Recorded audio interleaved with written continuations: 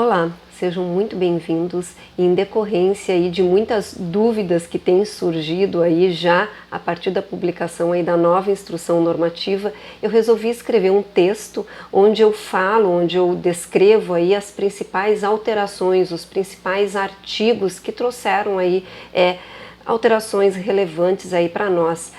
Eu publiquei esse texto lá no meu site, deixei o link no vídeo anterior e vou deixar aqui também o link nesse vídeo. Vou deixar também o link da própria instrução normativa. Eu sempre digo, é importante que vocês leiam diretamente o documento, leiam a lei, o decreto, a instrução normativa, para que vocês tenham uma informação mais precisa sobre o assunto. O que eu queria dizer aqui para vocês é que essa instrução normativa tem muitas questões que já vêm aí de INs anteriores, então tem muitos assuntos aí que não é novidade, por isso eu não falo sobre eles aí nesse texto.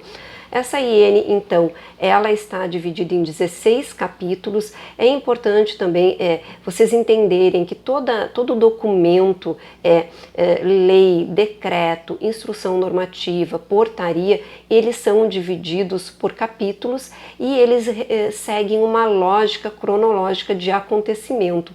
Sempre lá no primeiro capítulo, no artigo 1º, ele vem falar sobre os objetivos daquele texto, o objetivo daquele documento, e posterior então ele vem falar do trâmite, da análise, da aprovação, da prestação de contas, e lá no final vem aí as disposições gerais. É importante dizer que essa IN, ela passa a valer a validade, ela passa a vigorar a partir da data da sua publicação. Essa IN foi publicada no dia 8 de fevereiro, embora lá no documento esteja escrito IN número 1 de 4 de fevereiro de 2022, ela foi publicada no dia 8 de fevereiro, então ela passa a valer para os projetos que serão encaminhados a partir desta data, não aqueles projetos que já estão aprovados pelo Ministério. Então, essa IN, para que vocês tenham aí, eu quero trazer aqui uma explicação para que vocês possam analisar de uma forma mais simples. Então, você pode ir direto ao ponto de sua dúvida. A IN, então, ela está dividida por capítulos, né, assim como as IN anteriores. O capítulo 1º, ele vem falar dos objetivos da IN, lembrando que essa IN, o objetivo principal dela é encaminhamento de projeto, análise, regramento, execução, prestação de contas. O objetivo da IN não é fazer alteração na Lei Rouanet, como muitas notícias têm falado, né? A lei não é... Só uma outra lei pode mudar uma lei que está em vigência. Então a IN, ela traz regramentos de encaminhamento de projeto, de análise, de tramitação, de prestação de contas. O capítulo 2º e o capítulo 3º, ele vem falar aqui das condições e dos limites, onde fala ali os limites de valor, limite por proponente, limite por projeto. O capítulo 4, então, ele fala aqui do regramento, do enquadramento, lá o enquadramento do artigo 18 e o artigo 26, e o orçamento. Aqui também ele traz aí algumas regras. Eu achei bastante interessante que no artigo 10, aqui da IN, ele explica quais os projetos serão enquadrados no artigo 18 e quais, então, não terão esse enquadramento e automaticamente serão enquadrados no artigo 26. Aqui ela explica melhor algo que já estava sendo, já era uma regra das INs anteriores. O projeto será enquadrado a partir do produto principal, então é o produto principal que vai definir se vai para o artigo 18 ou se vai para o artigo 26, e ainda que quando for enquadrado, quando for classificado em artes integradas, até 30%, após 30% das ações, né, dos produtos, então ele automaticamente vai ser enquadrado no artigo 26. Aqui ele explica melhor o que já estava sendo, já era assim funcionando nas INs anteriores.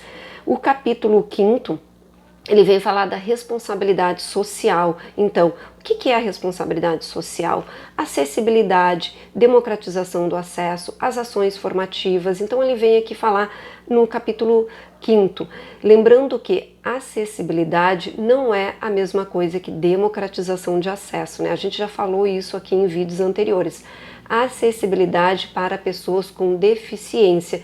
E aqui entra acessibilidade física, auditiva e visual.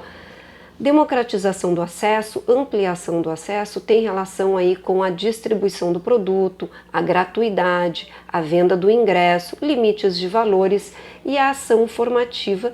Tudo isso entra aqui na responsabilidade social, ação formativa. Então agora essa IN não obriga mais, né, os projetos que são gratuitos, apenas aqueles projetos que têm aí cobrança, comercialização de produtos. O artigo 6º, ele vem falar aqui da análise. A análise, o prazo, o trâmite de análise, isso aqui é muito importante, porque eu vejo que já existia essa confusão antes e agora essa confusão ainda continua acontecendo. O projeto, ele recebe praticamente 2 aprovações. Essa é uma forma que eu utilizo para explicar. A primeira aprovação é a homologação de captação de recursos. Seu projeto está apto a captar recursos. E a segunda, então, após captar 10%, ele é encaminhado para uma análise técnica, a análise do parecerista. Após a análise técnica, ele é encaminhado para homologar a execução do projeto. Isso já era antes mesmo, já estava valendo essa regra. Porém, nessa IN, ela explica melhor que quando o seu projeto recebe o número do PRONAC e a autorização para captar recurso, não significa que ele está autorizado a executar. Só após a homologação de execução é que você pode, então, executar o seu projeto na prática, né? E para movimentar os recursos financeiros só a partir da captação de 20%. Então, dando seguimento, o capítulo 7º, ele vem falar aqui da execução, toda a execução do projeto, a possibilidade de remanejamento, alterações, readequações, então aqui no capítulo 7º. E depois os capítulos posteriores, nós temos aí o capítulo 9, o 10, o 11, eles vêm falar, até o capítulo 10, eles vêm falar sobre a fiscalização, o acompanhamento, a prestação de contas, que mudou algumas questões também, menores, mas também teve aí algumas alterações. E no capítulo 12 ele vem falar da sanção, das penalidades, também aí de algumas medidas. E por fim, o capítulo 16, aí como eu já falei, medidas transitórias, revogando a IN de 2019, revogando as súmulas administrativas da CNIC, isso é bem importante também a gente falar, e trazendo aí então a informação de que essa IN ela é válida a partir da data da sua publicação, ou seja, para os novos projetos que estão sendo encaminhados a partir de agora. Vocês podem me encaminhar dúvidas, que eu pretendo fazer aí novos vídeos para responder dúvidas. Eu sei que as pessoas ficam muito confusas, algumas notícias também acabam confundindo um pouco, então é importante a gente se deter ao documento, né? Se deter ao texto de fato. A gente continua falando sobre esse assunto. Um beijo e até o próximo vídeo.